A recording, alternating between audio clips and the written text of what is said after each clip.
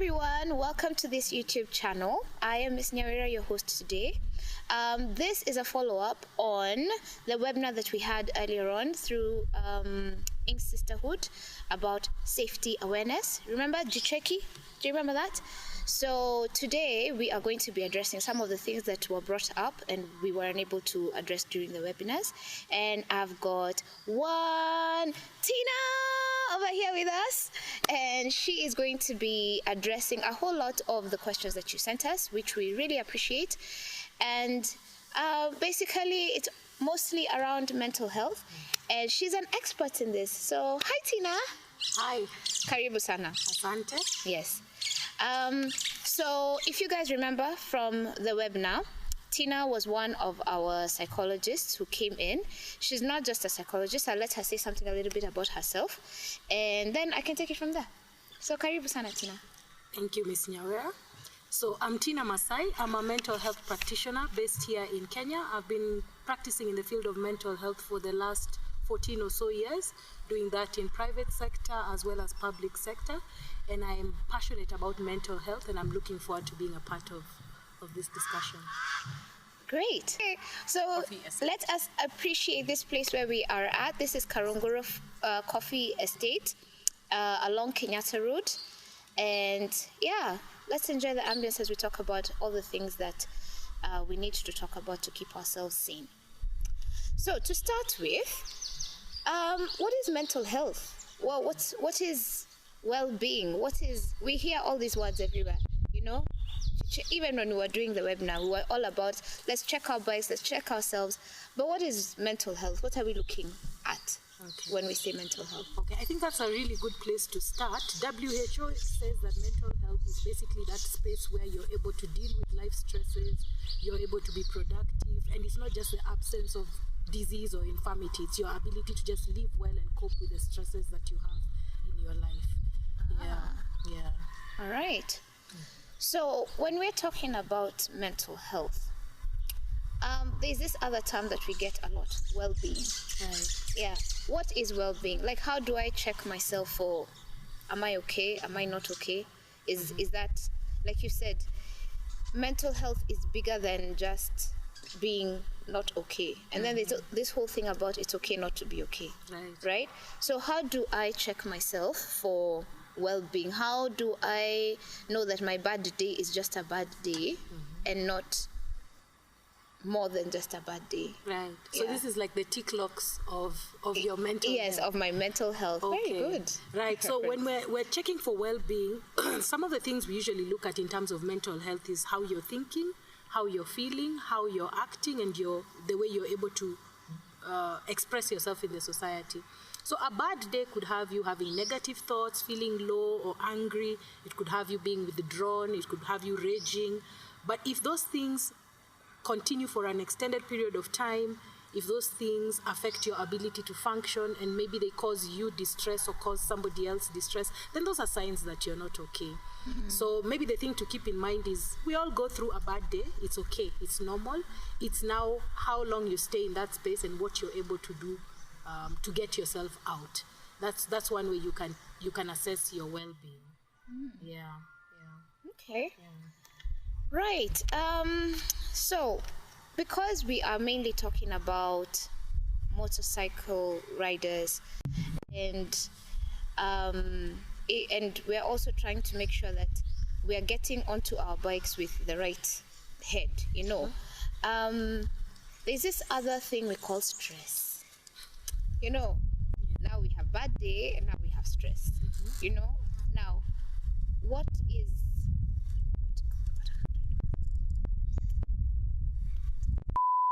Hey, Rico the Gearhead here. Allow me to tell you about today's sponsor of this video, Karunguru Coffee Estate. Now they are a leading producer and exporter of the best coffee anywhere. And if you love coffee like I do, then this is definitely the type of coffee to have. Whether you like it medium or dark roast, they have it all, and for as little as 500 bob. Now to learn more about them, do check out the link in the description box below.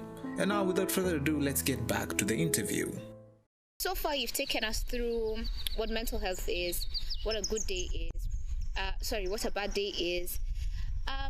There's a notion where I feel like riders may think that, on a bad day, like you use riding to get you back into your normal space, right?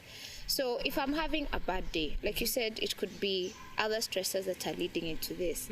How do I distinguish what is actual stress to declare this day so bad that I shouldn't ride?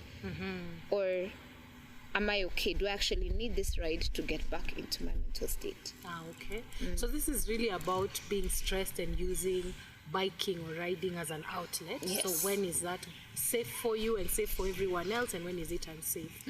So let me just take that a few steps back. When we experience stress, it means there's certain things that are going on about us that, you know, they just increase the tension, and it pushes our ability to cope just a little bit.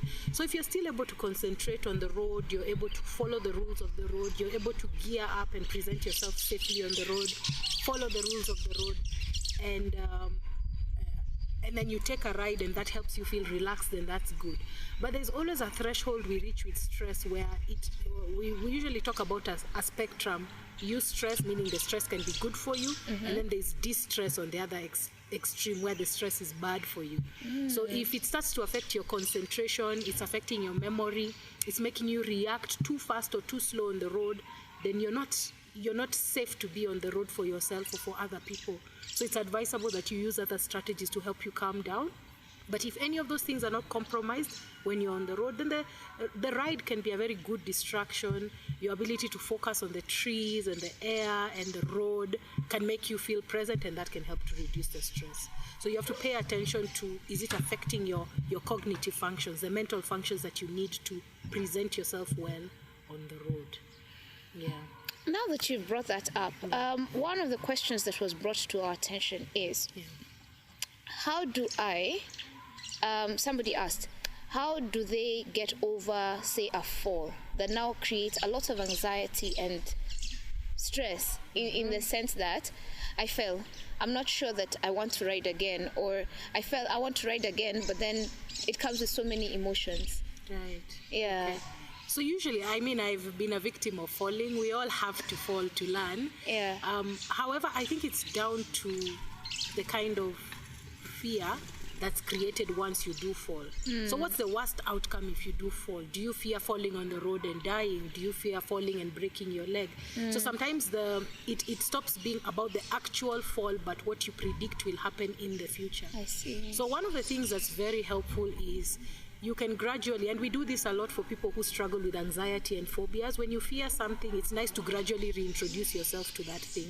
So take your bike, ride it in your estate. You know, switch it on, sit on it, feel the fear, switch it off. Come again, ride it in the estate. You can ride outside accompanied. Take a few deep breaths before you get on the road. Things like those that will be very, very helpful. But if you find your fear makes you have thoughts that are very catastrophic, you know, those will actually increase your anxiety level and make you a more of a hazard on the road. So I think you really have to pay attention to what's going through your mind. It's okay to feel anxious and fearful. Take a few deep breaths, and you can gradually reintroduce yourself back to the riding. Pole too. Yeah. Now, with stress, there is also depression. Yes. And how do I know I am stressed even? You know, even before getting into understanding depression, how do I know if I'm stressed? Right. Yeah. Okay. What are the things I'm looking out for? And at what point is this stress so bad that I shouldn't even engage in anything, leave alone getting on my bike? Right. Yeah. Okay, so we can look at it as a spectrum coming from stress, or maybe even the eustress, all the way to depression, which is in one extreme. So when you experience something that's taxing, like for example, you have a long distance journey to do up to Turkana, you've never gone as far as that, it's like it's okay for you to feel stressed and worry. So that's one sign of stress. You may feel a bit anxious on the road. It may make you feel a bit scared, maybe even a bit excited. It may make you prepare, read on route, the road routing, prepare all your snacks. That's a good expression of stress, because you're worrying and then you're preparing and doing something about it. But if it makes you panic to a point where you're not able to sleep, or you're sleeping and having dreams of having an accident, you're scared of getting on the road, then that means your stress is moving more to the extreme. So you can see it's now affecting your ability to think, because it's making you think worse thoughts, it's making you scared, it's affecting your ability to get on the road. Now, when we get to the extreme of something like depression is what we call a mood disorder. So a disorder that affects how you feel. And the two most common things, if any of you is listening and is wondering, I've been feeling down and I don't know if I'm depressed, one of the things you should ask yourself is, over the last 2 weeks, have I had a loss of interest or pleasure in doing the things that I like? So if I'm a big fan of enjoying coffee and I like to go to Java and taste different espressos, I no longer have motivation to leave the house. If I'm somebody who likes riding and I'm always about a group ride, but when people call me, I don't want to go for the group ride, I want to stay at home, you're losing interest in the things you enjoy. That's a sign, that could be a sign that you're depressed, especially if it's for 2 weeks or more.